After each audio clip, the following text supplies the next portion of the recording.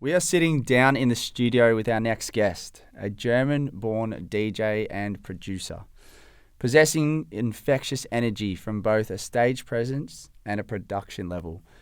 Our guest has been vastly sought after on lineups across Europe and beyond. We are so lucky to have them out here in Australia, where they're playing a number of shows including Pitch, Music and Arts. A very special character who possesses the ability to merge genres naturally, creating a very unique listening experience for those present. I'm very thrilled, lucky, and excited to be sitting down with the one and only Narciss. Fucking hell. I don't think I've ever been introduced anywhere in a nicer way. I'm glad that you liked it. Damn. Yeah. Wow. I feel very, very honored. Well, let's address the elephant in the room and do the honors of opening. Harrington, Sir Harrington, are you ready for this delicious Jans Tasmania premium cuvee? So we have a local sparkling wine. Thought we would treat Nick or Narciss to a nice glass. Please. Or two. My father calls me this and that. Please, my father calls me Narciss. You can call me Nick. Now I'm nervous that you're not Slide gonna me over. Slide me that delicious vase of yours. I want initial thoughts, early tasting, like initial thoughts. You know what? I don't know. Do you get tannins in sparkling wine? You do, but they're very soft. So my friend is actually. I have a friend who's kind of a sommelier, hobby sommelier. Okay. And he has taught me that actually, like, the first thing that you look at in a wine to sample it is the color. It really just is. So you, like, look at it and you can see it shows yellow. And that apparently tells you something. I don't know what it tells you, but cheers. Cheers. So,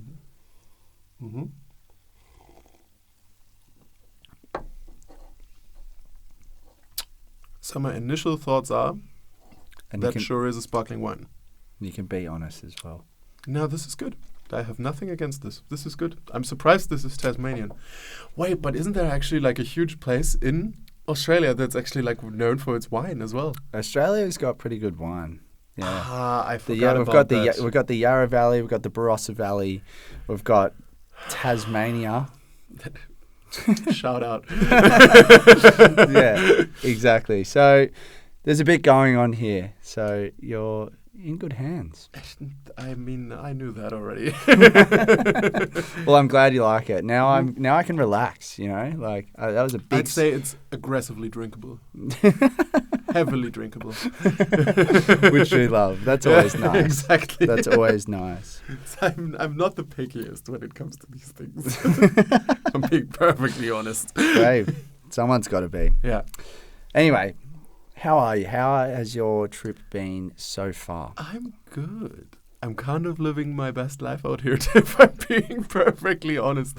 It's fucking hilarious because in Germany it's like 5 degrees right now and absolutely dreadful. Yeah, freezing. Yeah, and it's like me being over here being like, oh yeah, that must be bad. So sorry to hear.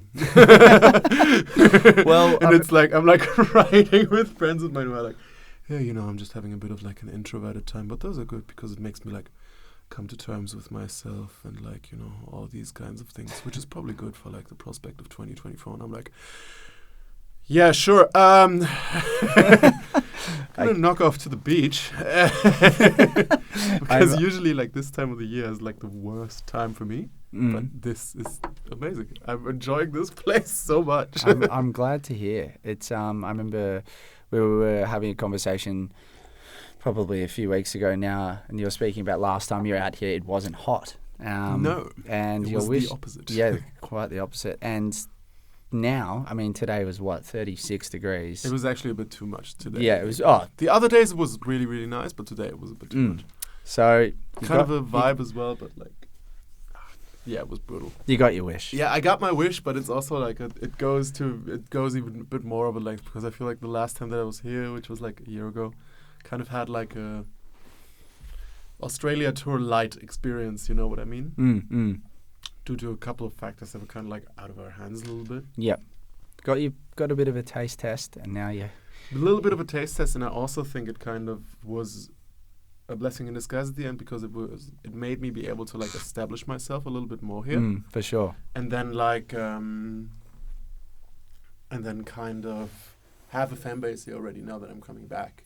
I feel like I'm coming back to something. Yeah, for which sure. is a cool fucking feeling, that far from home. Yeah, 100%. And like and I feel like now this time being here, I'm getting the Australia tour that I wished for last time in more ways than one. Also like the weather, the people who I meet here, the general vibe of being here. It feels like a homecoming. It feels like coming home in a way, in a weird way as well. Yeah. Because it's like so far from home. So far. Yeah, so it's really, it's a vibe. I'm enjoying being here way more than I would have thought. Yeah, I love to. And I was already looking forward to this quite a bit. Yeah.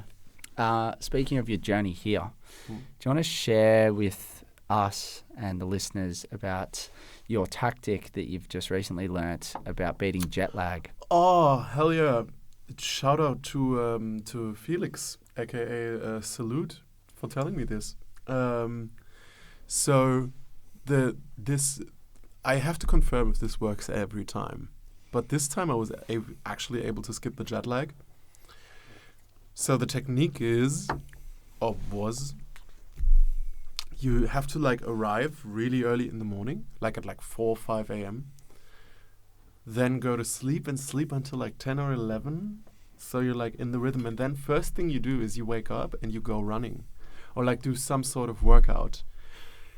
And it kind of just like jumpstarts you, like in a way. And it worked for me so well this time. It was crazy. I couldn't fucking believe it. I slept a little bit like on and off afterwards. Like my sleep schedule wasn't the best, but like the whole like waking up in the morning and my like schedule in general, I never had that moment where it was like, I gotta fucking lie down at 3 p.m. to be able to survive until 9. Yeah. And never had that moment. It's kind of saved me, to be honest, because like the travel to New Zealand is also like a little bit, I mean, we were talking about it earlier.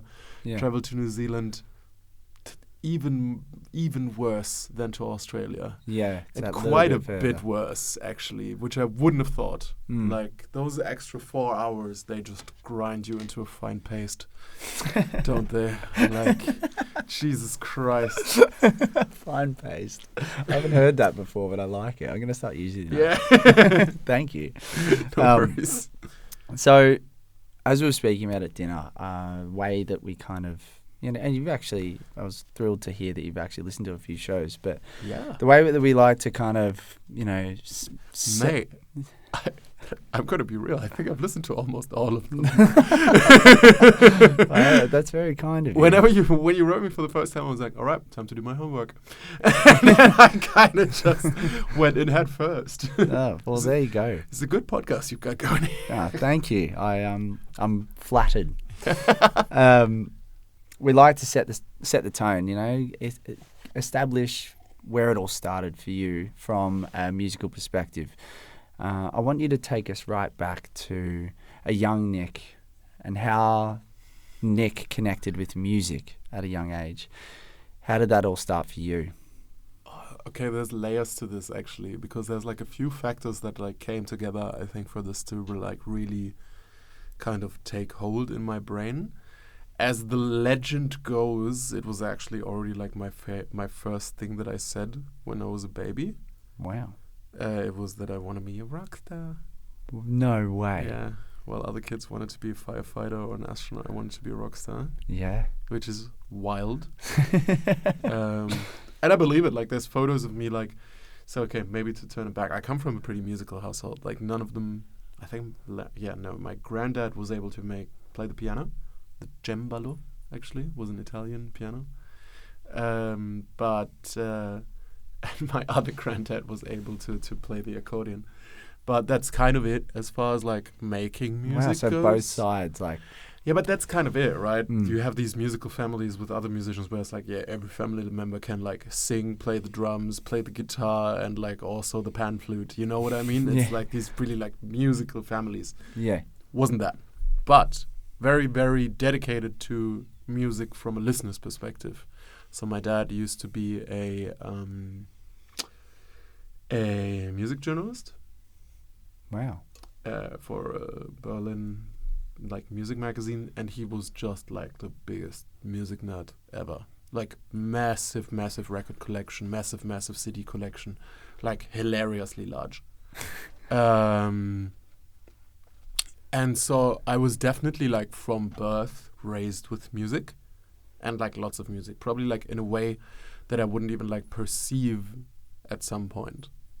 Because it was just so everyday to me. But Yeah. for other people seeing that, they would have been like, holy shit. Mm. And I think that's also where, like, as a 1-year-old, I got the idea to become a rock star, you know? Mm. And there's, like, pictures of me sitting on the floor, like, with drumsticks and, like, playing the pots, like, drum sets. Yeah. So I reckon that's, like, first inception. Yeah. Later on, I have ADHD, right? My parents kind of didn't think I might have that, I guess. And it was like banging on you saw it earlier, like me banging on the tables, which I still do. Mm. And like doing it in kindergarten. And my kindergartner was like, hey, the kid keeps banging on the tables. Can you do something about that, please? And so my parents put me into a drum lessons. As a 5-year-old. Wow, yeah, so young. So that's where it started. That's like where music started for me. And like I played the drums until I was 18 in some bands as well, and kind of like that. What sort of genres of music were you playing? It kind of depended on what my teacher was doing. Like my teachers, I had like some like independent, kind of like more indie drummers. I had a fucking amazing jazz drummer. Was also doing like percussion for some like Latin groups. Cool. He was insanely gifted. Not gifted, he was just good. You know what I mean? Yeah. Can clearly like these fucking, there's some of these drummers that are like jazz drummers or something. They are like playing these incredible things, and meanwhile they're just like looking as relaxed as when they're like taking a stroll in the Italian sunlight. You know what I mean? And meanwhile they're like, every limb of theirs is doing something different. Yeah, so it kind of always depended on them, but in the bands that I was playing, it was more like rocky, punkish. I was never that great of a drummer. A little secret. It was always like a bit more on the showy side, because I do like hitting things with sticks. So that was kind of more my vibe. Yeah. But I had a lot of fun playing the drums. I picked up guitar later. I picked up bass guitar later. Even picked up singing for a while. Played a lot of bands in my time, like out here, out there. Played guitar in one band, played bass in another, played drums in another. Until at some point that all kind of ended, because when I was 15 or 16, I keep forgetting which year it was, I picked up DJing. Because I got the popular video game DJ Hero. Yeah, nice. Yeah, which was an offshoot of Guitar Hero. Yeah. And I was like, oh my god, okay, this is the best. Yeah. And the music was fucking popping in that game as well. It was so good. Like, I don't know if you're aware, but No, it has some... I haven't played it myself. I used to play Guitar Hero a lot. It has some tracks in there. So the wild thing about DJ Hero is it's actually like every track is a mashup of 2 pop songs or like 2 other songs. So in like contrary to Guitar Hero, they actually made their own music in a way, because it's these mashups of these tracks. And they are insanely good. Yeah. Like, I need to show you some of those later. They are some legitimate, incredible hits in there that like surpass the originals. Really? Yeah. Wow. For sure. Anyway, bit of a tangent. So from there, discovered DJing for myself. Got heavily into that. And then kind of when I was like 17, I was like, I think this is what I need to do with my life. Really? Yeah. Yeah. I read an interview with Maya Jane Coles in a like German magazine about electronic music culture. Yeah. Which is called Groove. Yeah. Great magazine. Yeah, yeah. And I read an interview and she talks about like there's a point that you come to where you kind of have to decide, is this what I'm going to do or just stop? Of course, it's kind of funny because she talked about a moment that came way later in my career. I now know this, but back then I was like, holy shit, she's talking about me. Yeah. I'm at a crossroad today. This is what I'm doing with my life. I don't care. And then it's been like calm and cool 10 years of eating shit until I finally broke through. I mean, but, you know, like... But I feel like that's, at that age, you know, it's quite a vulnerable age in terms of you're developing, you're kind of working out who you are as a person, you know, from like probably 16 to, you know, early 20s, mid 20s. And I feel like it's also like not the most unusual story to see, you know, developing a passion that's so intense in those last years of adolescence that you're like, I need to do this for the rest of my life. Like, this is now me as a person. This will define me. And I do think there's some good careers that stemmed from that. I mean, if you look at people who got into filmmaking and stuff like that, when they talk about it, it's mostly like, I got into this when I just decided when I was 18 I need to do this. Yeah.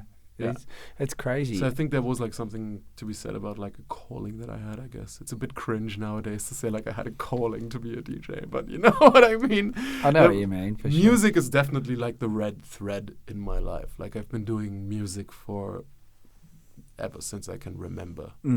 So like there was always some aspect to it of me being like, music just has to take front and center stage. No pun intended. Yeah. In my life, I guess. So you said that point where you realized that this is what you were going to do came and could do came later. Way later. Yeah. So when was that? Was 2 years ago. 2 years ago. It took 10 years for me to get to that point. Yeah. And it was so funny because when it happened, I immediately knew, this was the one. Yeah. That was the point that she was talking about. Do you remember specifically where you were and like what sort of setting? 100%. I was at a job that I didn't like that much. I was working at a booking agency as a social media manager. Yeah. Wasn't having the greatest time. In electronic music? Yeah. As well. Yeah. Don't know if I can talk too much about that. Yeah, that's okay. I don't want them to hear it and then be me like, yeah, fucking.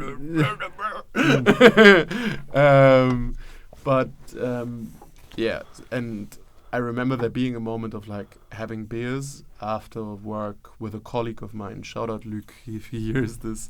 He was definitely big in this, and he was like, there comes a moment when you have to decide if you want to be behind the scenes in this world or front of scenes. Yeah.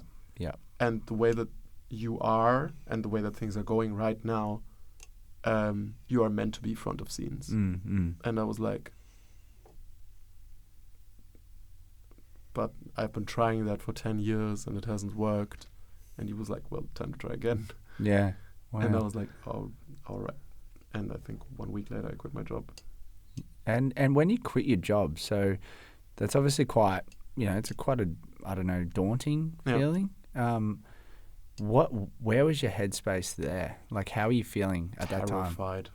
Terrified, because I was like, there's a very real chance that it's just gonna be the same shit all over again, you know? I didn't have any like savings or shit like that. It was like quite a bit of debt actually. Yeah. So it was kind of like, if this works, it has to work quite quickly. Like this, I don't have a lot of time left in this shit. And then it did in like half a year. Then I got a booking agency, which didn't go great at first. Then through a few happenstances, the booker who I was with left. And I ended up with Tim, who's still my booker. Shout out, Tim. Shout out shout out doesn't even do it justice. Biggest, den dicksten hug. The biggest fucking hug to this man. Without him, I probably wouldn't be where I am today. Yeah, and he picked me up. And I remember this conversation very well. Where I was like, because the booker who I was before left, and I was like, so am I like off the agency now? And he was like, no, I'm going to take you in my roster for now, kind of see how it develops, and then we'll see if I keep you or if you're going to another booker. And then suddenly things happened. Big things happened. And then within like 3 months or like, no, let's say maybe like within like half a year, I was the most booked artist on the agency. Wow. How incredible is that? Yeah, that was wild. And that's kind of how it went down. Yeah. It took like about, from me quitting my job to like noticing, no, okay, this is a full-time job and I can like, I've actually paid off my debt now. It took like a year. Yeah. Which is wild. And you know, a lot of hard work as well behind the scenes. Now that you're established, let's call it, and you know you're doing what you love and being able to play in these amazing places and tour and meet people and you know share your music and passion with the world. How do you go? You know, we kind of touched on it a little bit at dinner. How do you go with the whole touring and being able to keep control of things like your mental health? Because, you know, we all know that it's quite a taxing job. You know, you've got late nights, you've got a lot of flights, you've got jet lag to deal with. But, I mean, you've conquered that. But, you know, how do you go about dealing with it all? So first thing, and this is incredibly basic, but I'm just saying it because I don't know a lot of DJs that do this.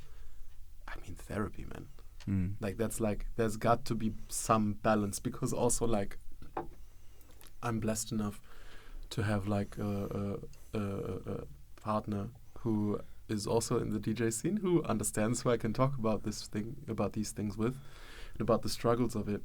But, a lot of people have no other ones who understand them and who understand these struggles from the DJ scene and like from this job. So it's like you need somebody to be able to talk to about this, preferably somebody who you're not even friends with, who's like third person. So that's a start. And I actually seen in Berlin, where I was recently really, really happy about when I saw this, there's now a group therapy for people in nightlife, for artists very specifically. Yeah. There's a group therapy for like electronic music artists where I was like, mashallah, this is amazing. Like fucking this needed to happen for so long and I'm so glad it's now out there. So there's more and more being spoken about like mental health and nightlife. And I think that's really important. And there's more and more understanding towards it because it does take a beating for a lot of artists. Yeah, for sure. And it took that for me as well, like because especially like in the beginning when you're starting out, you feel like you have to take every single gig. And it's never communicated to you that like, no, you really don't. And like, if anyone's hearing this, kind of doubting this, like you really don't. Like it will pay off later much more if you don't take every gig and watch your mental health. Because I did this exact thing where it was like I took every gig, I did everything that I wanted, and then within like half a year of me starting to go full-time with this job, I got the bill for all of that. Because it was the December 2 years ago where I like canceled all of my gigs that I still had open because my panic attacks came back. And with a vengeance, actually. So then I talked to, again, shout out Tim, about how we can make this sustainable. How can we do this in a way that I, as a very sensitive person, can do? No 3 gigs per weekend. Every 3 months of touring means 2 to 3 weeks off afterwards. It's nice to have that balance for sure. And whenever there's a gig being cancelled, like last minute or whatever, we don't look for a new one. Okay. I just get the day off. Yeah. Embrace not making too much money with me was kind of the thing. It's like I'm looking to do this until more or less the end of my life. So I need to like watch myself. So I think the idea is like we're never going to make a fortune doing this. Like, and I don't think you should be able to make a fortune DJing, you know. We're lucky enough as it is to make music and kind of be able to put food on the table with this. That's already such a blessing. Anything else is like cherry on top, you know. Me being able to be into perfumes as a fancy thing, you know, that's like the biggest fucking cherry on top. So I'm like never gonna earn a lot of money with this, but like for a long time. Hopefully. If I don't fucking peace out at some super young age. Hopefully not. Yeah. touching wood. The table is wood for those playing at home. So yeah, that's kind of, I think the important thing is to, and this needs to be said to DJs, to promoters, to everyone. I think the important thing is you have to know what you're capable of, and you have to really, really be able to put that through.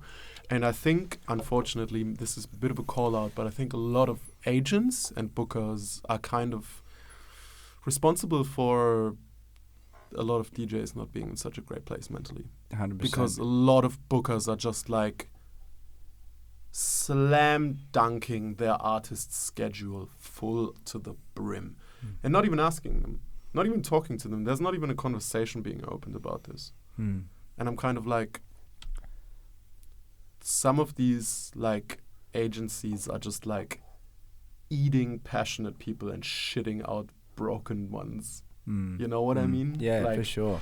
It's like bit of a hot take, maybe. No, but like, well, I really do think so. Like, I'm seeing just over time, I've seen like so many people being broken by this job, and it's so sad because I think like that's not what this is supposed to be. You know? No, exactly. The thing that springs to mind when you say that, have you seen the Avicii documentary? It's a perfect example of course, I have of that. Rest in power. Yeah, but you know what I mean? That's a perfect example of like exploiting an artist, you know. 100%. I forget the statistic of how many shows played in the year. Yeah. And it was like 300 and something. And this was a man who, when he started, he said he never wants to perform live. I know. Think about that. Yeah. It's crazy. And yeah, that when you were talking about all that was the first thing that came to mind for me. Yeah. I just want to speak to you about a period where I feel that coming out of this period during COVID, I was seeing your name, you know, quite regularly everywhere. That's kind of where you really came onto my radar. That period is obviously really tough for a lot of people in many ways, but I feel it also helped and allowed people to kind of get into the studio and work hard and produce, you know, some amazing music. How's that period for you? Same. I mean, it was exactly that. It was kind of like I was in a, let's say, challenging place, but one that was already very tinged with like the aspect of change. So I had broken up with my partner, I think like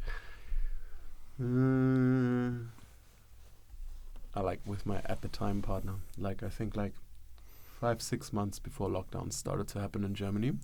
So I was already like, because we were living together, I had no apartment. I didn't have a partner anymore.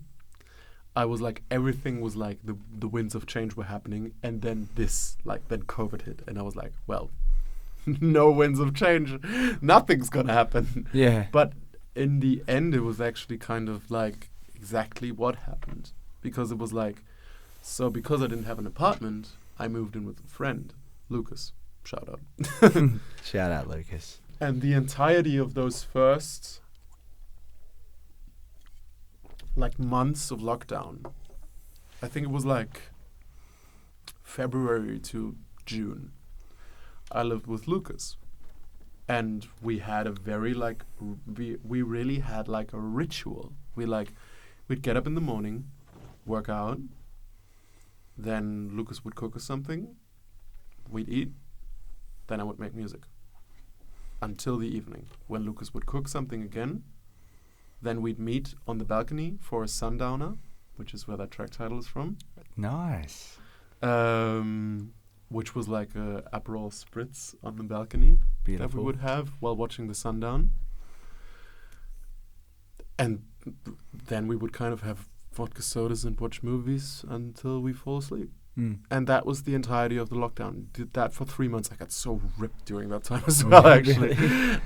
But I also made the first 2 EPs that really broke me through. Yeah, 100%. I also made the Ellie Goulding. I finished the Ellie Goulding edit, which was the one that like got a lot of people's attention and got those first few EPs signed on a label that won't be named here because the label head is a terrible person.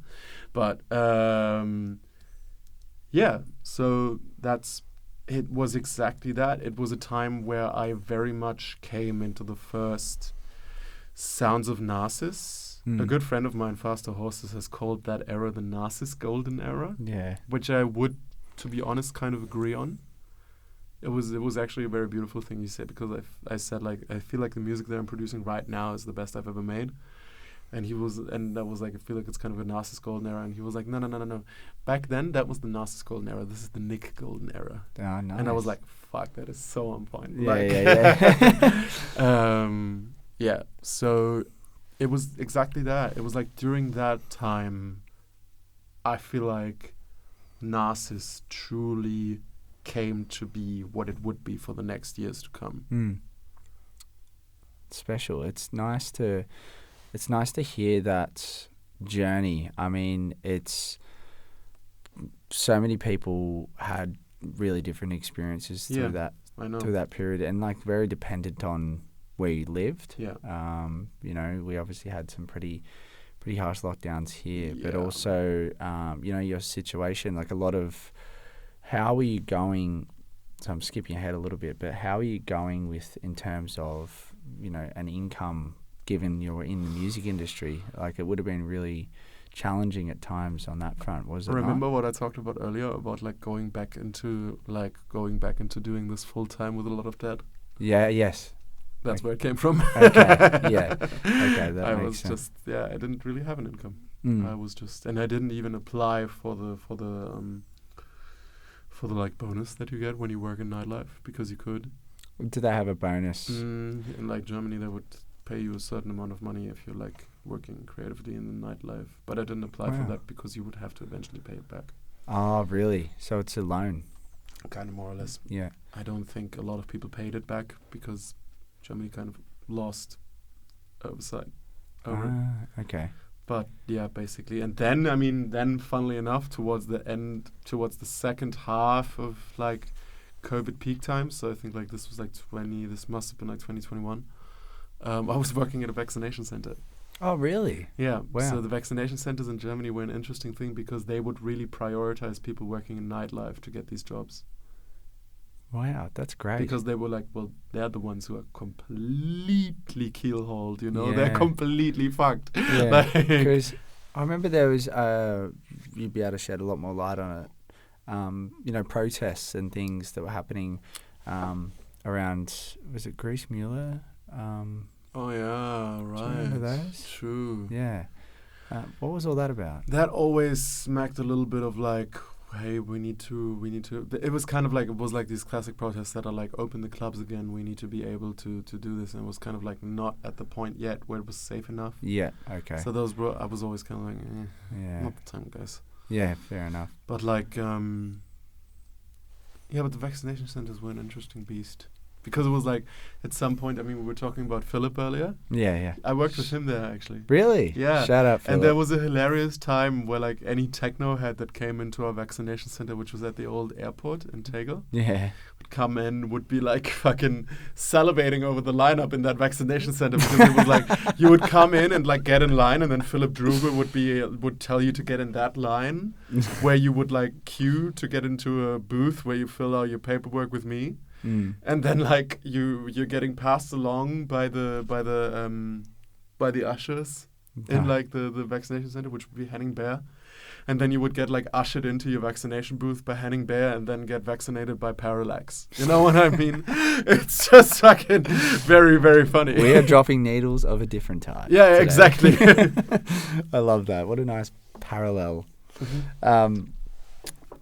Going back to Berlin and growing up in Berlin, you've been there for how many years now?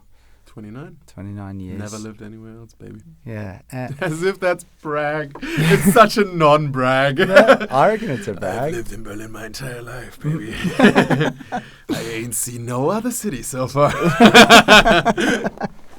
No, but in all seriousness, what was it like?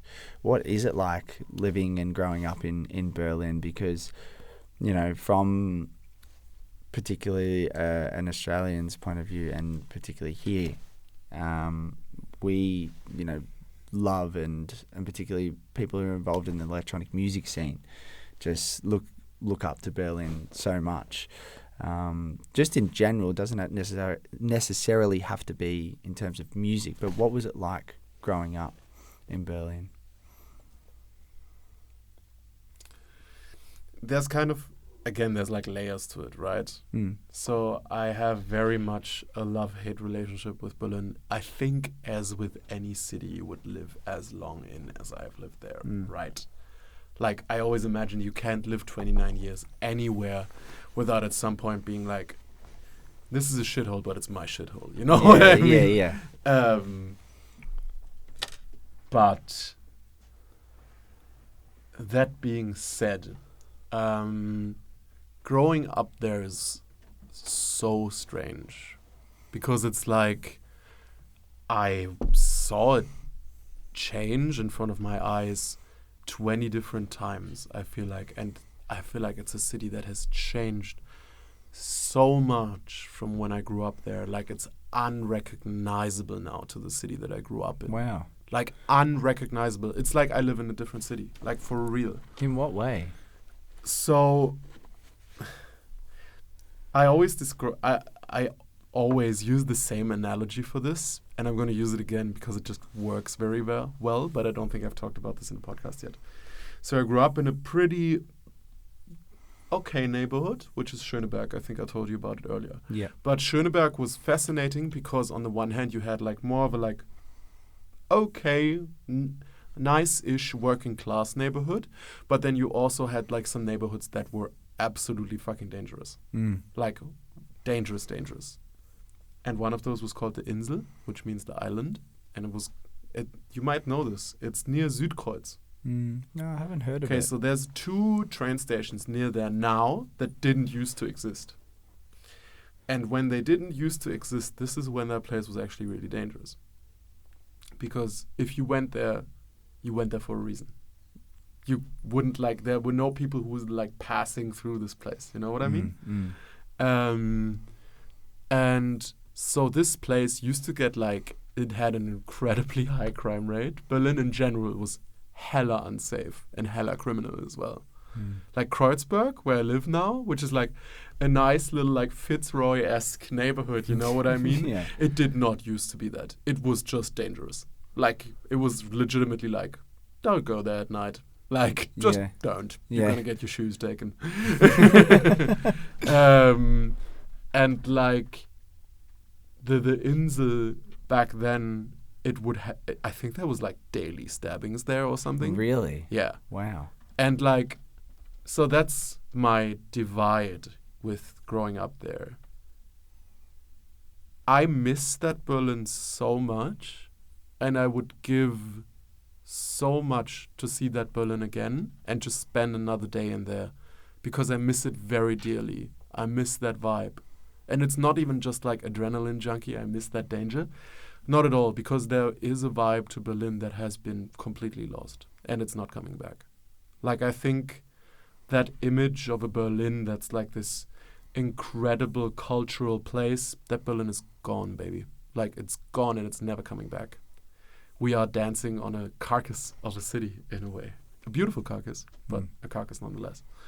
But can I accept and recognize that the Berlin now that we have is safer, cleaner, and nicer? Yes. Can I accept that it's probably better that we don't have daily stabbings at the Insel nowadays? Yeah. Yes, of course. Because that's just like not a state that any like place should be in, you know. There shouldn't be shouldn't be such a high crime rate like that there's like this place where it's just like absolutely dangerous to go. So no, I do enjoy being in Kreuzberg. I do enjoy living in these places and not fearing for my life walking down the street, you know what I mean? But there is an aspect to me having grown up there that misses some aspects of it. I bet. Quite dearly. Yeah, but for sure. Yeah. And moving to the music side of things, you know, there's a lot of chat around how much Berlin's changed from, you know, a techno perspective and all of that sort of thing. And in particular, you know, there's talk around exclusivity with clubs and what that means. Whilst, you know, techno is a place for inclusivity and creating a safe space for people. Now, my question to you is, how do you go about creating a safe space, but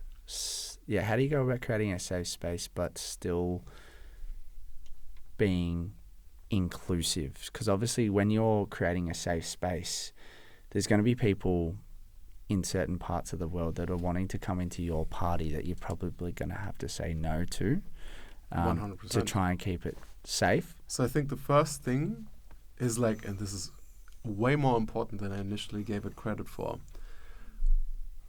bit of a downer, there's no such thing as a safe space. So like the term that's like being used a lot nowadays is safer space, which I like a lot, because like it's a perfect safe space. It doesn't exist. There needs to be one shithead at a party and it's immediately not a safe space anymore. You know what I mean? But it can be a safer space than like what it would usually be. And I think the way to go about that is, and this ties back quite neatly into the whole like Berlin having changed in a techno aspect way as well. I think, yes, there has to be a selection to people allowed at a party. And I think that selection has to hinge somewhat on, will they be open and accepting to what happens inside? This is a factor that is very hard to determine within a few glances at the door. Like very, very, very, very 100%, hard. Yeah. So you also need a good security on the inside. Not one that's too overt, but you need one that's kind of like, they just know their shit. Like they know a situation when they see it. And I think like the Berghain door is a very good like indicator of this change, because it used to, I mean, the way that it started, this like door selection, it started for that. It started to like, because I mean, Berghain used to be a gay club, or Ostgut used to be a gay club. I don't know if Berghain was one. Doesn't matter that much. But like, so it started as this thing of like, don't let in people who are obviously like, who obviously won't vibe with what's going on inside. Taking that, and then over years and years and years of hype around this club and of like this kind of like slight perversion of the concept of exclusivity, being turned, this door, this security door, being turned into this mythos, you know what I mean? Into this urban legend. Like, oh, it's so hard to get in, whatever. Well, it shouldn't be hard for you if you're actually an accepting person, you know what I mean? But then it got turned into this mythos, and then the Berghain security themselves adapted this mythos again and turned it into this thing where it was kind of like, yeah, it's just hard to get in. Like, and nowadays, when you look at the security, it's kind of like, well, it's hard because it's random. It doesn't have to do anything with like selectivity or exclusivity. Definitely. It's just I guess because art. and you know the reality is there's so many people wanting to come into the club. The club is only so big as well.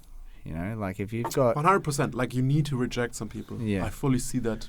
But like when you have a situation where the club is like full of like straight chest bras and there's like very, very wonderful gay people being told that they're not going to get in tonight, it's kind of the point where I start raising eyebrows. Definitely. And there's people, you know, standing in the line. You can see when people have, you know, just purchased like exactly the Amazon obvious, harness. the classic harness, and they're like, you clearly don't wear exactly. that. You know, I'm not one to usually judge, but it stands out like a sore thumb. Yeah, 100%. I agree. And I think that's like the thing that has changed in the techno scene as well, which is like they didn't used to be such a uniform thing. Like there didn't used to be this thing where like, well, you dress this way and you get in. You do this and you get in. You like fucking, this is the techno aesthetic. That didn't used to be a thing. That all happened from the Berghain door. Like if you trace it back, it all originated there, unfortunately. And like, yeah, I think that having happened poisoned to the club scene, unfortunately. And like this whole like Berghain thing, it also like the door policy, it also very much revolves around not showing an emotion at the queue. Yeah, for sure. It's And like in you the have club, to be, which is also awful. Like I talked about that earlier over dinner, where I was like, well, I don't particularly love playing in Berlin that much because a lot of the time people are just like not letting themselves be free. They're just very unemotional, and I'm kind of like, oh, I don't like that at all. Like I don't like when people in the crowd are trying to be cool. You know what I mean? I like a crowd like dancing with me like I would. Hands in the air. Yeah. Armpits showing, fucking Paris Hilton swaying, like that's my vibe. Yeah, for sure. It's Studio 54 rather than Berghain. What is it like to play in there? Good. Yeah. Surprise, surprise. Yeah. Cool. Fun. Emotional. Very emotional for me, both times. Yeah. And another set, which I know you've got strong emotional ties to, is your set at Stone Festival. Yeah. The video's on YouTube for those playing at home. Go and watch it. I highly recommend. Nick, do you want to give us a little bit of a backstory on that and the significance of it and why it was so special for you? I feel like I've given the backstory a few times already, but I'll happily retell it. It was a very special day in general. It was like, it was one of these weekends that I don't usually do anymore, which is like a 3-gig weekender. And it's like, I was so sleep deprived, man. I rewatched like my Instagram stories the other day of that day, and I remembered like, oh my god, it's true. I barely fucking slept. I tried to sleep like an hour before going to the festival, and I didn't even manage because I was still so like dopamined up. Yeah. And then I was just like, well, time to wake back up and just go to this fucking festival and play. And then I like got dressed. It was so hot. I think it was like the same heat as today. It was like 36, 37. Wow. Which in Germany hits very hard. Yeah. Because you're not anticipating it. So, went to the festival grounds, thinking like, this guy looks kind of threatening. Low key. Yeah, kind of not great. Yeah. Arrived at the stage where Kaiba was playing actually at that moment, and was like, yeah, all right, let's go. Let's hope it doesn't rain. And then like legit, as I'm like plugging in my USB stick, it starts raining. And it's like heavy at a stage where there's no roof. So it's like, oh, this is bad. And then it starts raining more, and it gets worse and worse within like seconds. And it gets to the point where it's like, I'm like taking my shirt off because it's drenched within seconds. Oh, really? Yeah. And we are like running back to the backstage because it's so bad. It's like, I can show you videos of this. It was insane. Like, you need to fucking see this. It's wild. Wait, actually, if there's time for this, let me show you. It was fucking incredible. There's time for this. Can we pause? Yeah, maybe. Let's pause. And we're back. Yeah, so rain started pouring down, and this area is actually like quite dangerous when it comes to rain because it's full of like old mining equipment. True. Yeah, because the So- videos is like massive, Exactly. big structural Exactly. towers. And it's all like from back in crane. the days. So it's like It kind of reminds me of where like Melt. You know, Melt the festival. yeah, Kind of reminds me of that. yeah, for sure. But this Mm. is way like more preserved Okay. than Melt. I think Melt is also newer, the machines at Melt, Mm. because this is like legitimately like a heritage kind of place, Okay. like cultural heritage. Yep. Anyway, all the artists were like put into this backstage where it was kind of like, yeah, festival's cancelled. Shit. Like nothing. There's no way of coming back from this. Like this thunderstorm, we have to evacuate everyone off the premises. It's Which like a they big, did. like a big meeting with all the artists. Yeah. Wow. It was like Avengers Assemble. And then like everybody got escorted off the premises. Like it was fully evacuated. It was crazy. But then it started becoming a bit wonky because I kept like being tagged in Instagram stories of like people in the parking garage next to this raving to like music that's coming from like these cars with their doors open. So like people are all there. Oh. All the people from the festival, they're all still there waiting. And I was like, okay, this is explosive mood, I would say. Yeah. And then slowly but surely the news started to spread through the backstage like this weather is pulling over, like we're going to be able to reopen in like half an hour Wow. or like an hour. Meanwhile, all the people still in that fucking parking garage and like in the surrounding places raving to car music. You see how this feels like Yeah. a bomb is about to be set off? Yeah. Like it feels like I was like in the backstage I was like slowly coming to terms with like okay, this could potentially be legendary. Like oh, right. That's a this great could headspace to be. potentially be unlike anything I've ever experienced. And then again, it was like an Avengers Assemble meeting. It was like, hey, okay, 2 stages won't be able to reopen. They got rain on the equipment, not possible.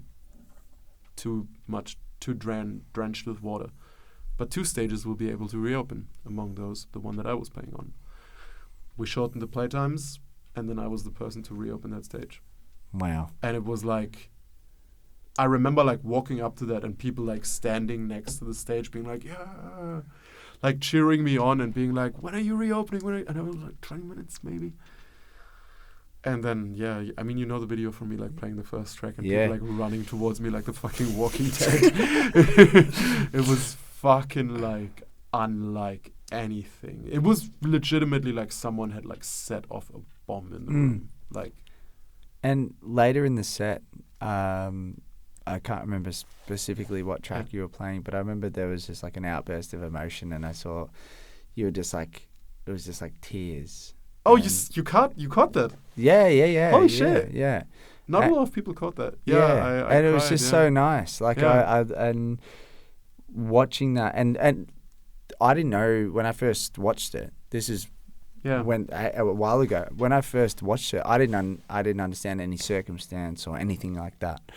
But I remember just thinking, I was like, wow, I wonder, like, what's led for, like, you know, obviously when you play like an amazing set, it's emotional, you know, all the time. Yeah. But I wondered. Yeah, but this was different. Yeah, I wondered if there was any like context as to why you were like that outburst of emotion The that kind of context, came I in. mean, I actually cried twice during that set. I think the first one just wasn't picked up by cameras.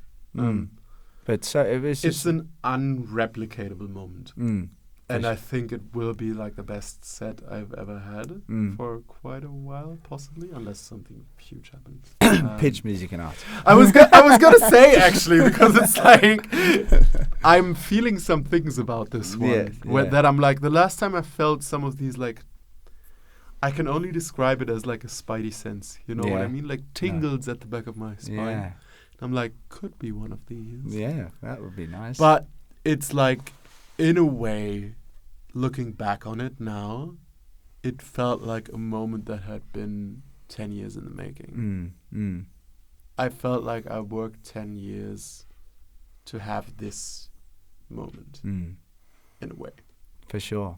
If that makes sense. 100% it makes sense. I mean, you look at it. Because it was like a moment where like all of that emotion in the room, because you have such a symbiotic relationship with the crowd as a DJ anyway, it was just like all of this emotion raining down on me, and like myself having a lot of fucking emotions in that moment. Yeah.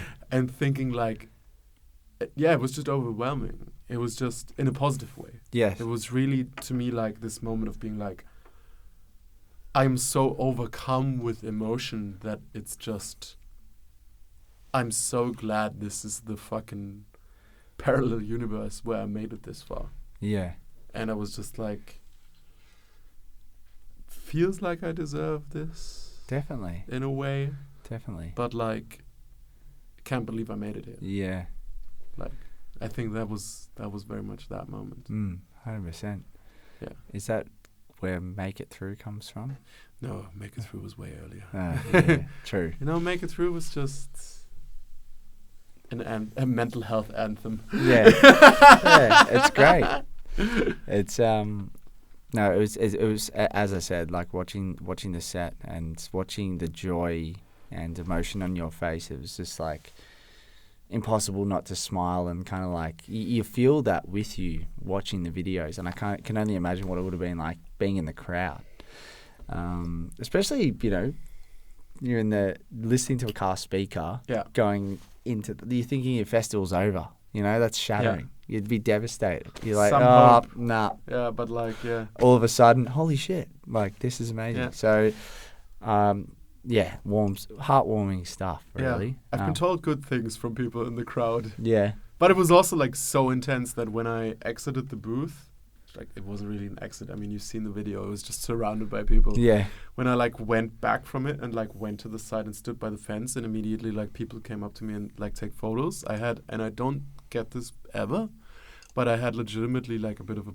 not panic attack full on, but I was really like, I need a moment. Yeah. Like, I had to like really like catch my breath and be like, okay, I'm back in the real world now. Like, I never get this feeling, but that was wild. That was fucking wild. I bet. Do you need a refill? I actually won't, because I'm behind the wheel. I've got to get you back home safe. Fair enough. Yeah. Fair enough. I would love one, but you go for it. I'll have a little splash, actually. I mean, whatever. Shout out to Tassie. I feel good. Shout out to Tasmania. Yeah, that's it. Sure. I have a little bit, so like this? Yeah, yep, perfect. Yep, love it.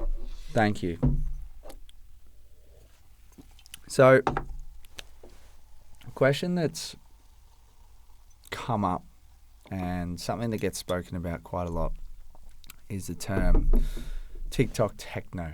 Now, I want to know, and you know, there's different consensus on what that means, and you know, I feel there's kind of like this funny divide that's happened.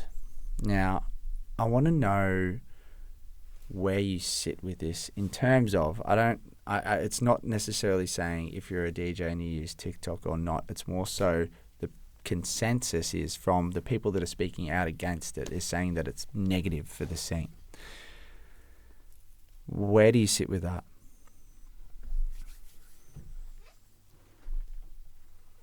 See, this is what I mean with like ace questions up your sleeve.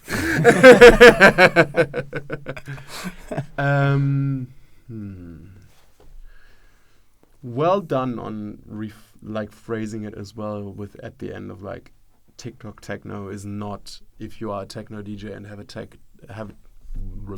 if you are a techno DJ and have a TikTok account, you're TikTok techno. Because that's very important. I have a very dear friend, Bad Boombox, who is a techno DJ and has a TikTok account, but I wouldn't necessarily count him as TikTok techno because the content he puts out is good. It's very fun. Like, some people would definitely see him as like TikTok techno because he was like one of the few DJs who really like broke through TikTok. And the sound that he makes is dabbles a little bit in the viral TikTok techno occasionally. But his content is good, and he's a very, very like enigmatic person, I would say. He's famous for a reason. Like, it's not fabricated.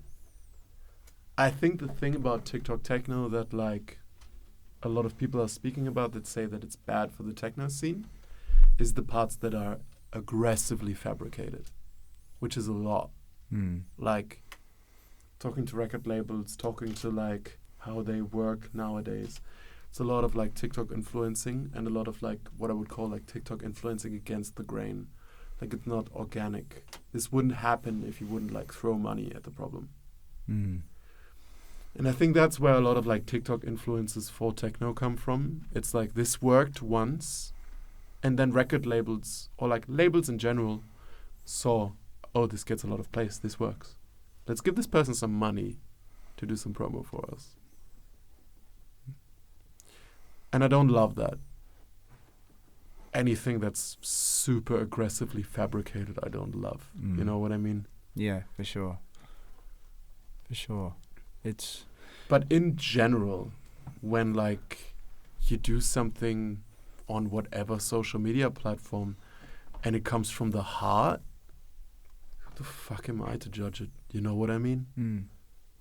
Label it TikTok techno, label it House of TikTok, or whatever you want to label it. You know what I mean? I don't care if someone enjoys making something and it fits in some label that people have decided is bad. I don't care. Like, if a person likes what they're doing and it is like honest in a way, then I think that's a fucking vibe. Like, I love that. And I mean, this is the point where I mention I am on TikTok as well. And I make these little videos showing off my record collection that I get love them. no plays whatsoever and don't do well at all. They're fantastic. Yep. They're so good. But I love making them because Exactly. it feels like a little bit of like my own little radio show, you know what I mean? For sure. And it's like, that's the thing. If I would come across something like this on TikTok, I would love it. And it would theoretically be House of TikTok, you know? Yeah, as what people label it as. Yeah. Yeah, exactly. And it's kind of like, why would I judge that? I think that's such a vibe. I think the problem comes in when it's like very, very, very fabricated. And like takes advantage of stereotypes to further stereotypes to make money, to further stereotypes to make money. And to become a promo device. Because I think TikTok is only a vibe when it's authentic and when it's honest. Incredibly well answered, and I'm in total agreement. It's interesting to hear a perspective of someone who, particularly, you know, you're in circles of people that are, as you said, you know, someone like Bad Boombox who's really broken through on TikTok. As you said, people would label him as 100%. I would even say he's like one of the like, not inventors, but like he was definitely one of the first instances of like hashtag TikTok techno. You know what I mean? For sure. But he's so good. Exactly. His production. He's a reason why he's like one of the like patient zeros of this hashtag. You know what I mean? Like, he's what he does so well, because like when you meet him in person as well, he's just like this. That's the thing. That's not a character that he's portraying. He's just like this. He's just an incredibly strange and funny person who views the world through a very weird lens. And that's beautiful. And on TikTok, he thought, I'm going to do what I do through this lens. And it paid off because it should. And I think that's to be rewarded. Yeah, for sure. For sure. I want to talk to you about some things that you've got up and coming, and something we had to bite our tongue with talking about at dinner, and that is pitch music and arts. Yes. Now, Firstly, before we actually dive into how you're feeling about pitch, I want to know, in the circles and the people you're interacting with overall on a world scale, people you're speaking to in green rooms, all that jazz, what's your perception of an Australian bush doof? Don't even know what that word means. A bush... So, a bush doof is essentially what pitch is. So it's basically festivals like, Strawberry Fields. Celebration in the bush? Is that like... Pretty much. So... I love how I face planted at the first hurdle for this question. It's just like I stumbled over the first, okay, let's go. And then immediately stumbled on a root and just bleeding nose, face planted Well, given that you know the whole story behind Ziz and Ziz's relevance in Australian culture, I was like, surely Nick will understand what a bush doof is. Anyway, continue. Please. Yes. So, well, I guess your perceptions. So, what have been your perceptions of pitch from the outside in? Okay, so there were two, I would say, things. It was people continuously telling me that it's really important. Not even good, bad, whatever. It was just when you're playing Australia, you have to play pitch. This is the most important gig. This is a make or break one. If you play pitch, you can tour Australia forever. It's all good. That was the first one. And then it was my buddy's DJ Heartstring. Coming back from playing pitch and being oh my fucking god, this was the best thing ever. And I was really? That good? Better than any festival that you've experienced? And they were yeah, by a mile. That was fuck, alright. So that's what I've heard so far. And then what I've also heard, or what I've slowly been perceiving, which is somewhat uncanny, is that every fucking person who I meet in Melbourne is going to pitch. It's an entire city is taking the weekend off to go to this one festival, which is slightly uncanny. Yeah, it is a long weekend. Yeah, I know, but wow. And then also I've heard there's no reception, which is great. The best. Because it means no Insta. I mean, people still manage after the festival. Yeah, but that's fair. Yeah. I don't mind that. Yeah. But no Instagram during the festival is something, I reckon. That's nice, for sure. Because that gives a little bit less immediacy, which will already drive a lot of people from filming. Because they can't show in that moment what cool thing they're doing right now. Yeah, exactly.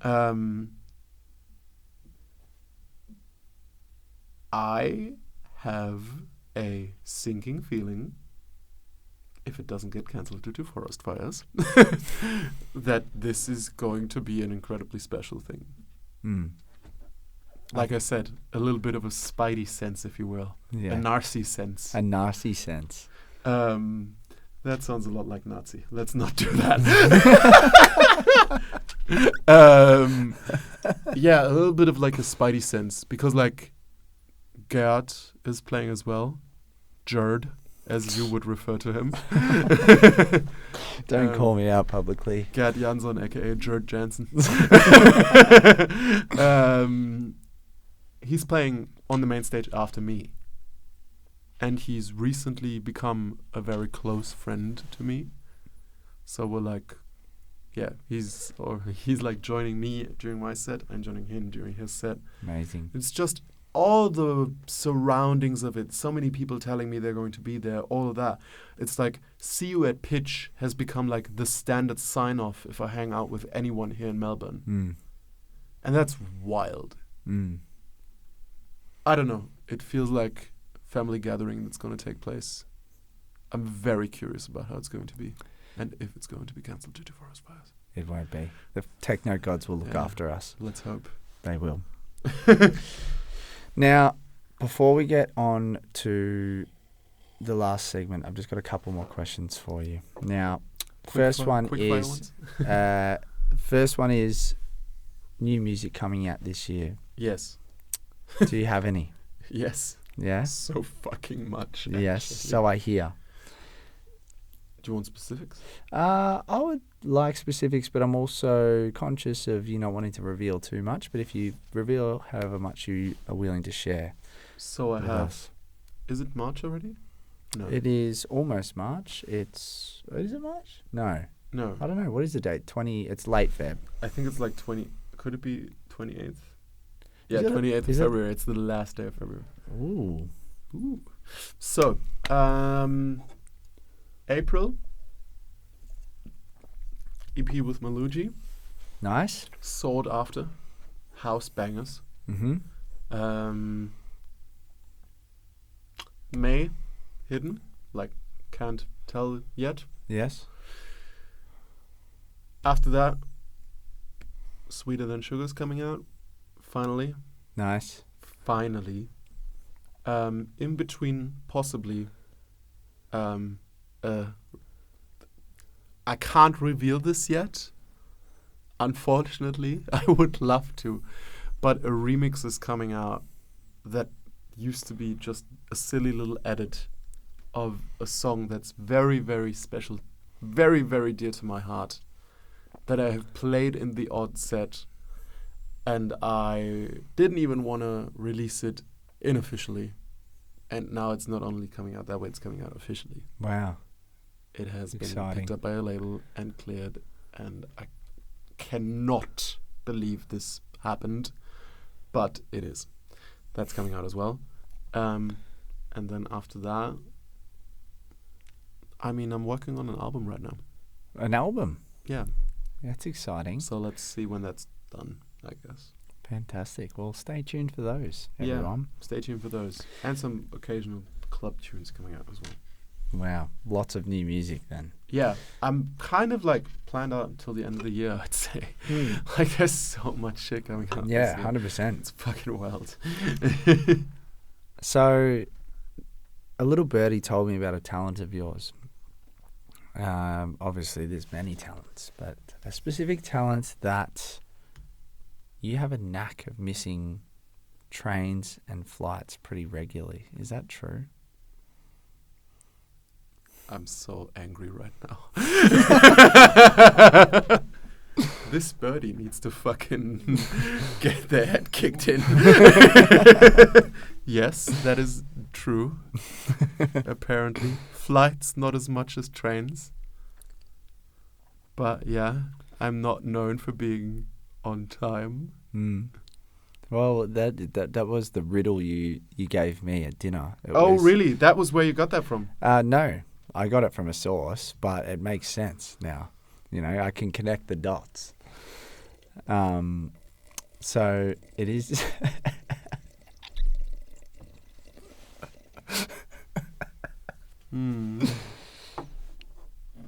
So are you? Sure does, doesn't it?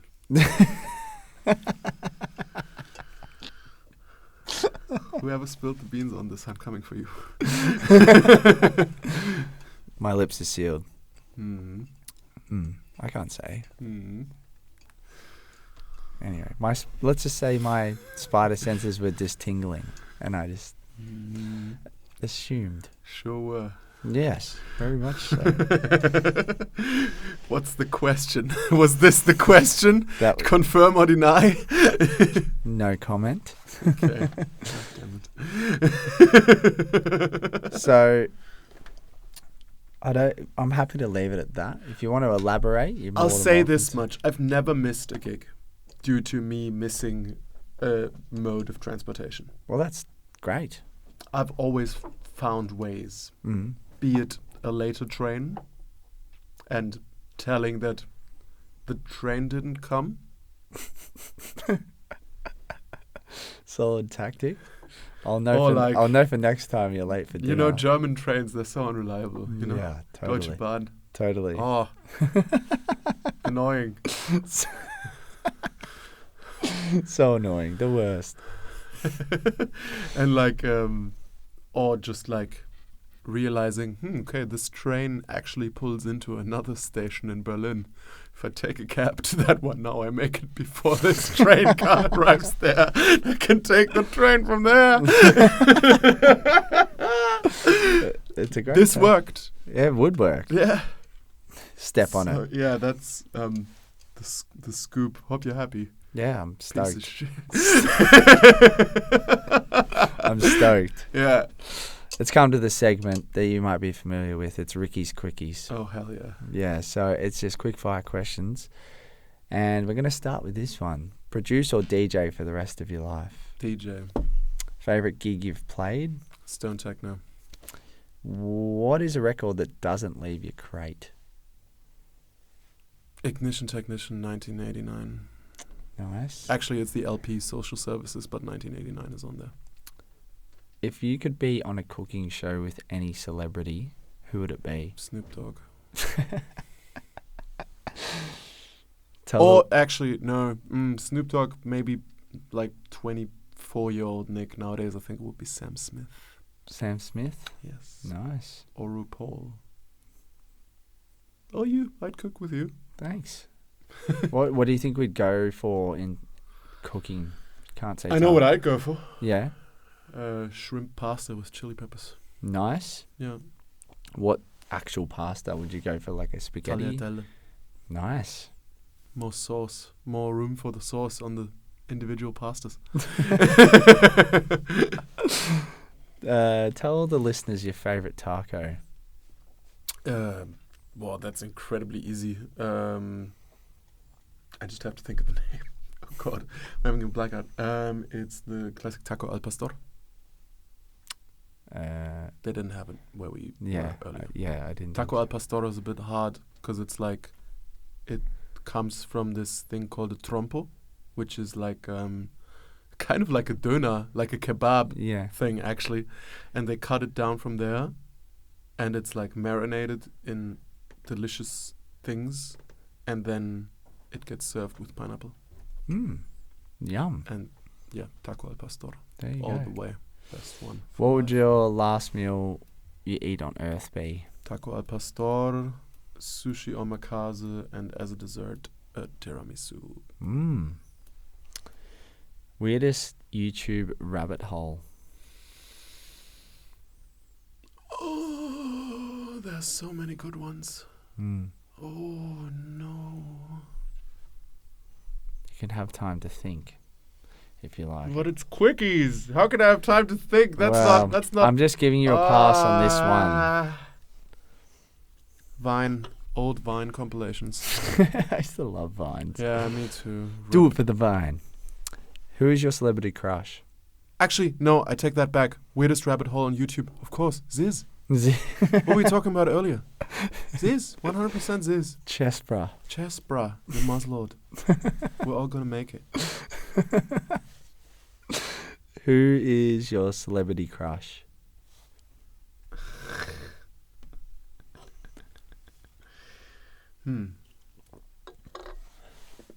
I don't dabble in the celebrity crushes that much. Neither do I. When I was writing this question, I was like, who is mine? And if you would be talking DJ crushes, that would be spicy. But don't know. Can we go DJ crush? We can go DJ crush. So my big DJ crush for a long time was Courtesy. Not anymore, I would say. Hope I don't ruin anything with people.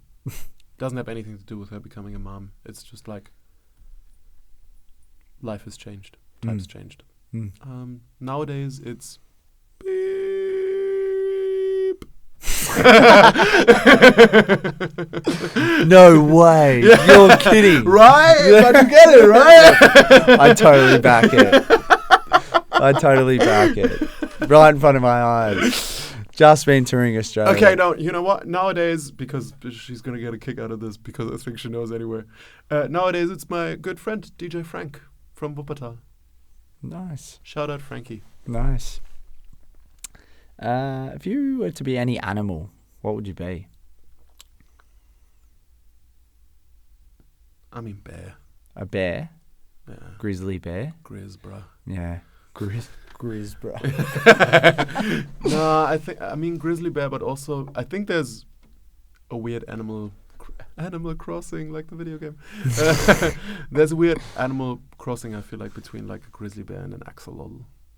I think that would be me. Because axolotl, no genders, shy amphibian, perfect. But then also when I'm comfortable with people, I'm a grizz. Nice. Yeah. What's your favorite dinosaur? Okay, you ready for this? Hot take. Yes, I think. I don't care that much for dinosaurs. I'm sorry. I'm very deeply sorry. Like, I get this. Like, I get that it's not a cool opinion to have. Ichthyosaur, the one from the sea, the creepy one. Nice. Long snout. Yeah, I Big know the one. fucker. It's like a crocodile / dolphin sort of setup. Also, but Archaeopteryx, because it was the end of the dinosaurs. I like that.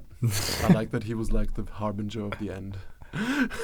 For someone that doesn't care much for dinosaurs, you know a lot.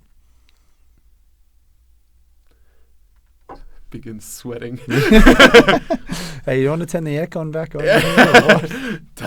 Dinosaur is no longer my best friend. Why can't you ask me what my favorite Pokemon was? Okay, yeah, let's do that. What's your favorite Pokemon? So there's Gengar. Nice. I feel like I'm like so I think I'm Gengar in the streets, Snorlax in the sheets. Depending on the day, the other way around. I love that. I used to hate when you're like trying to get somewhere and there's a Snorlax just in the way. Yeah. Yeah. Hate it. Got to play at the And flute. then you gotta fucking flute your way through that situation. So good. I don't know what my favorite Pokemon would be. I haven't really thought about that too much. Maybe like, I don't know.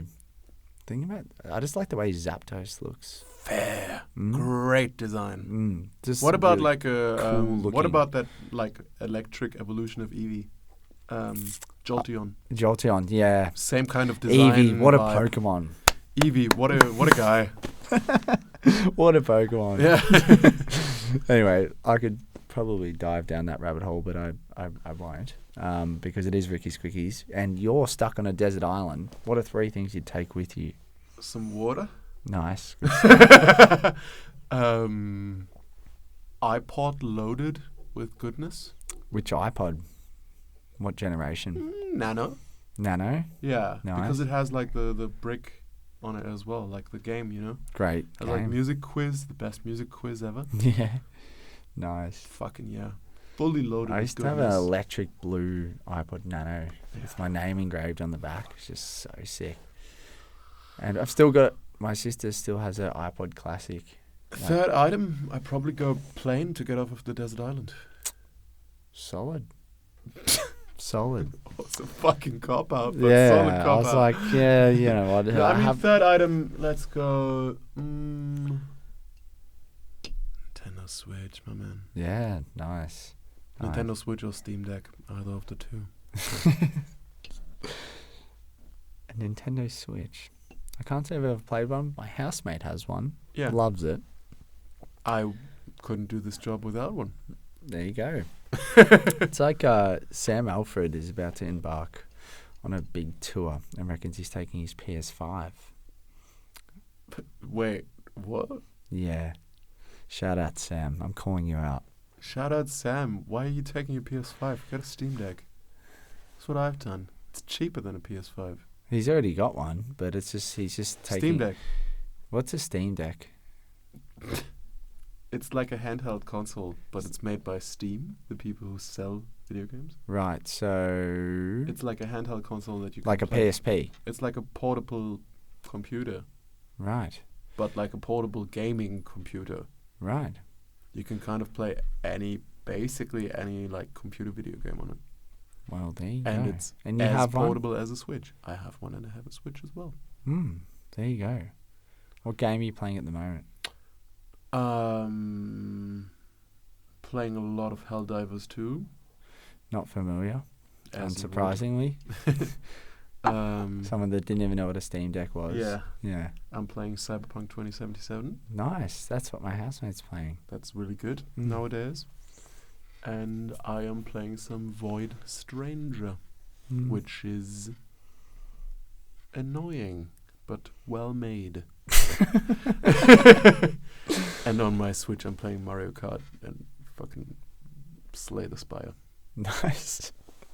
What's your go-to karaoke song? Living La Vida Loca. Nice.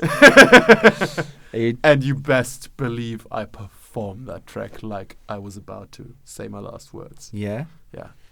Close second, Can't Get You Out of My Head by Kylie Minogue. Mm. Shout out Kylie Minogue. Nice. If she's listening, big fan. Yeah, she does. She loves Ricky's Quickies. Hell yeah, she does. Texting or calling? Voice messaging. Voice messaging, yes. And not listening to voice messages that I receive.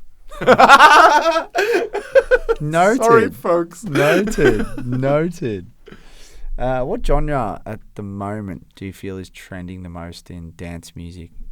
Piano house. Piano house. Easily. Y'all Australians have a couple of wild years ahead of you.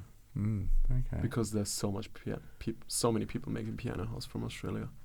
They're all about to get huge. Sam Alford is about to have the best years of his life. Yeah, definitely. Tell him to leave the PS5 at home. What's your favorite thing? Sam, I will... No, I was going to say I'll sell you my Switch. I won't, but please don't do this. He hates Switch. He's told me that openly. Then get a Steam Deck. Yeah, Come on, he told me it Sam. openly. Because that's what I said to him. I'm like, surely get a Switch. He said... This podcast is paid for by Steam. Hey, if anyone's listening, we'd love a sponsor. Yeah. What's your favorite thing to cook? I have two classics. Mm-hmm. So if I'm having several friends over, which almost never happens, it's a mapo tofu, which is like a Szechuan dish. Mm-hmm. And I do that excessively well. And if I am having someone over who I'm maybe a bit flirty with, or it's just one person, I will make a spaghetti aglio olio. What's that? That's a dish that is greater than the sum of its parts because it's just spaghetti, olive oil, and garlic. Potentially some chili, which I always put in because I love chili. But when you make it, it heavily exceeds the sum of its parts. There you go. It is the food to cook for someone you want to date. Ooh. Noted. What is your favorite set you've watched live as a spectator? In general, ever? Yep. Okay. It's a tough question. Okay, so I have a party series in Germany that's called Language of Love. True. And a few weeks back we had Gerd Jansson as a headliner. Mm-hmm. And he played a set that I'm still not over. Like, this is like my Roman Empire still, this set. And I'm not sure if it was the best set I ever witnessed, but it was the first time in a long time where I was like, okay, this is one of the best sets I've ever heard in my entire fucking life. Really? So there's a big chance of that possibly being the best one ever. Mm-hmm. Any recency bias? I'm not being devil. Yeah, that's kind of the thing, because there might be a recency bias, because this didn't happen in a while. Shout out to Anitha's Boiler Room. Oh, yeah? Because that was like the one at the skate park. Yes, yeah. Because that one was like a thing for me. That I watched that and I was like, holy fuck. Yeah. This is incredible. This is on a different level. Like, that made me be like more into techno after only being into house for a long time. Mm-hmm. And then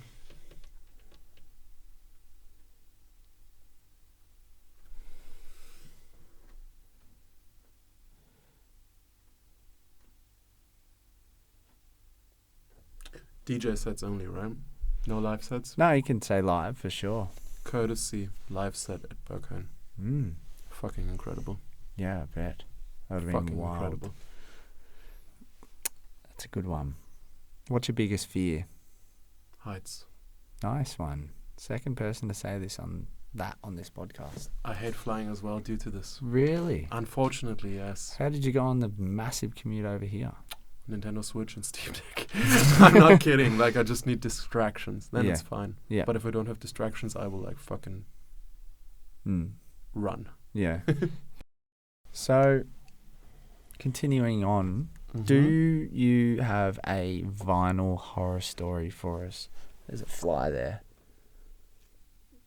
It's unfortunately still up there, but it would have been a cool move. Yeah, it would have. I was really hoping to be like, It's been very Shaolin. stare down the barrel of the camera and be like, Yeah. do not pass.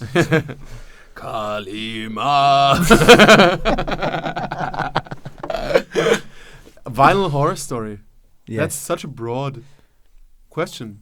I mean, I do, but One that springs to mind. remember the record that I told you about earlier that wouldn't leave my bag? Mm-hmm. Well, it almost did at one point, which was my first gig after COVID. Or not after COVID, but the first gig I was able to play after lockdown, which is an open air at Anomalie in Berlin. And I think somewhere on the phone of a dear friend, shout out Niklas, this video still exists because I played this vinyl there at the open air. It was incredibly hot. And one of the turntables was in the sun, the other wasn't. And I put this record on the one that's in the sun. And you can see while it's playing how it's melting. No way. Yes. And you can see it and you can see the needle doing like, No way. because it's melting so hard that it's like the edges are like fraying in. while it's playing. Oh. And this is my favorite record in my collection, remember? Like, Yeah. I don't know my favorite, but this is the one that I always play. Somehow it survived this. But I remember like looking to the right, seeing this and being like, oh my fucking God, what do I do?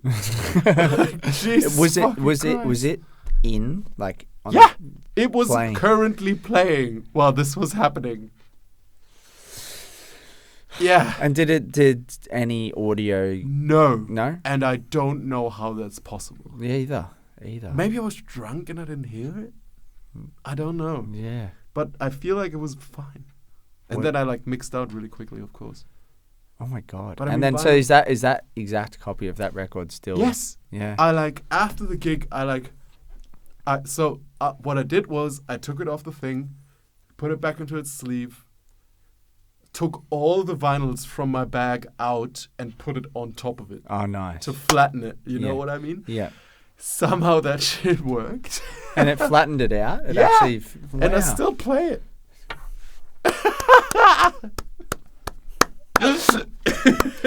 That is quick thinking.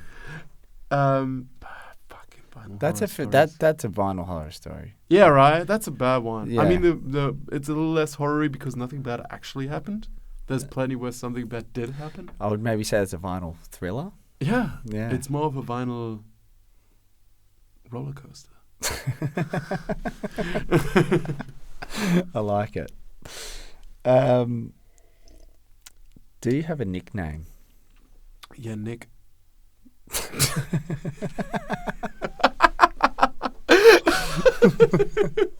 Sorry. That's all right. My mom called me Fish. Fish. Yeah, that's kind of cute. That is cute. Yeah. Why? When I was a wee little baby, I didn't want to come out of the bathtub. Oh, fair enough. And I had like little webs between my fingers. No, I'm making that up. No, like gills. My parents kind of talked about me being a fish. There you go. Yeah. A drumming fish. Yeah.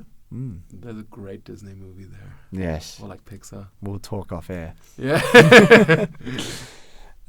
What's a funny German word or phrase that you could give us? Or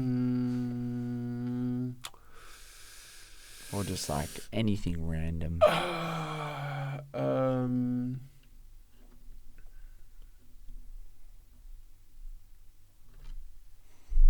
Einkommenssteuervorauszahlung. And that means?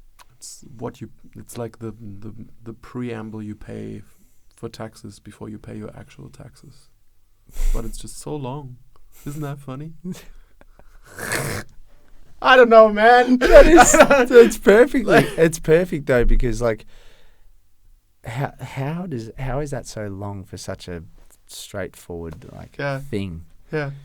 It's You like English, tax. German, Einkommenssteuervorauszahlung. I also like Desoxyribonukleinsäure, but that's also long in English.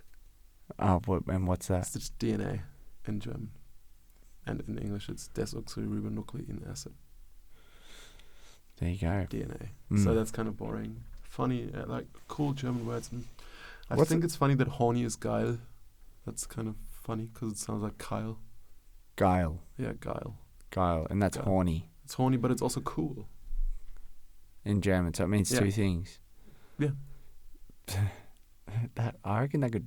Does that ever cause any confusion? No, not really, because like why when you hang out with your mates and you're saying, oh, das ist geil, Alter, you wouldn't say that if you're like thinking like, oh, that's horny. Just doesn't make sense in context, you know. Yeah, I guess We're so. reliant on context. I guess so. I guess so. But cool German words. Yeah. I mean, that... I mean, there's a lot of great old ones, actually. Like, it's kind of like, you know, like when you call someone who's been like around for a while, like in the dating scene, you would call him like a hardened battle axe. There's like in German, it's like an alter Haudegen. I love that shit. Na du alter Haudegen, wie geht's dir? Harald, oh, schön dich hier zu sehen. I don't know. It's like, I feel like slightly older German. Like slightly older pub German. Yeah. Like Kneipen German. Oh, that's where it's at. That's where it's at with the weird expressions. Yeah, one of my dear friends, shout out Larry Willett. He is learning German at the moment. Shout out. Learning German at the moment. We're at a festival here in... It was Sun Cycle on New Year's Day. And there was three girls kind of like looking at him from across the crowd and like more, you know, you catch glances with people all the time sort of thing. And it got to the point where he was like, they're like, do I know these people? Like, should I go say hello? Anyway, went over to say hello and they were like talking and they were German. And Larry was like, oh, can I practice some German? And I can't translate I can't say what he said in German, but basically it translates to, would you like an ice cream? What does that translate? Möchtest du ein Eis? Say that again? Möchtest du ein Eis? No, maybe. I mean, that's what it would translate to. I don't know what the homie said. Yeah. It sounded, when he said it, it sounded way longer. I don't know, maybe. Möchtest du gern ein Eiscreme haben? That sounds similar. Yeah. Anyway, That's it's just grammatically very wrong. well. Anyway, that's what he came up with, which was nice. It was a nice little moment on the dance floor. And did they say yeah? I think they laughed. Fair. Fair enough. I would. And the final question of Ricky's Quickies is: it's your last ever gig. What do you close with? So, feel free for me to go a bit in depth here. Welcome. Because you did ask me this earlier. Mm-hmm.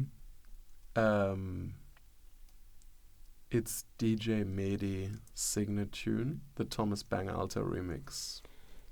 I don't know if you're familiar with any of those names. No, I don't think so. I don't think Thomas Bangalter is half of Daft Punk. Oh.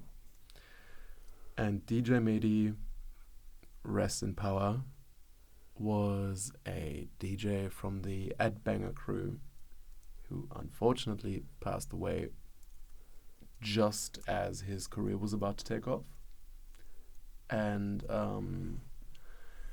he was at a party and they were like going onto the rooftop and the rooftop was shoddily built. There was a roof collapsed. He collapsed through the rooftop, died. Heavy. And I think the way that the story goes is Signatune was like this sketch that he had on this laptop that wasn't finished. It was a track without kick drums, without anything, and it was going to be a club track, but he never finished it. And Thomas Bangalter took it upon himself to finish it. Wow. With just that, because it was like an Ableton loop. Yeah. You know what I mean? But Yeah. it was possibly the greatest loop of all time. And I've played this once as a closer before, which was a glitch. I feel like glitch people didn't really appreciate it because it doesn't really have like the big drops or anything like that.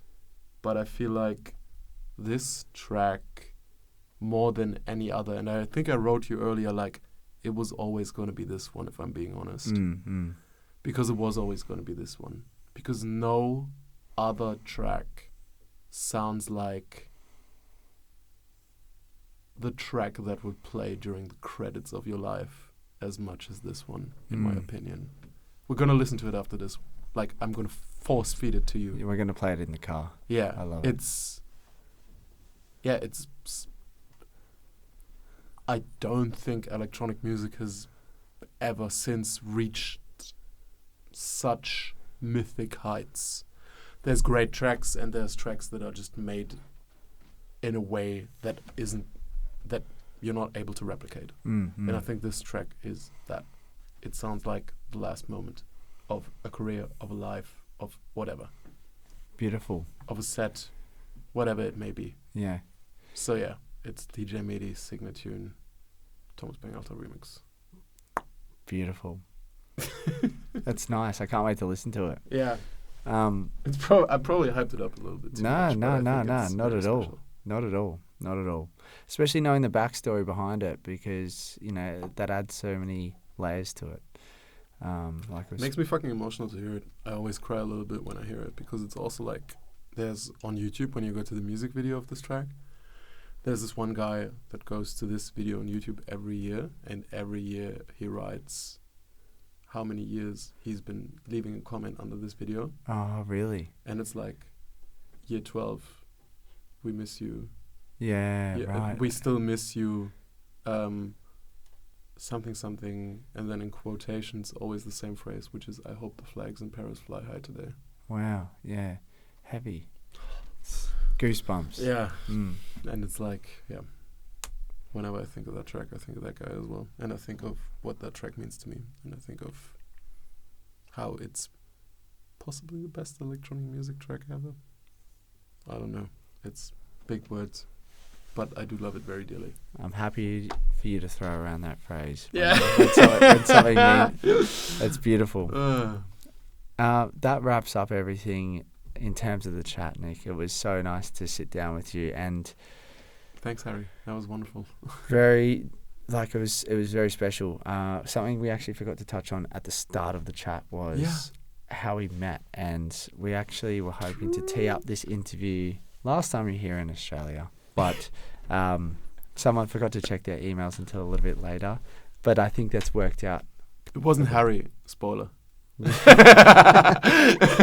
It was not.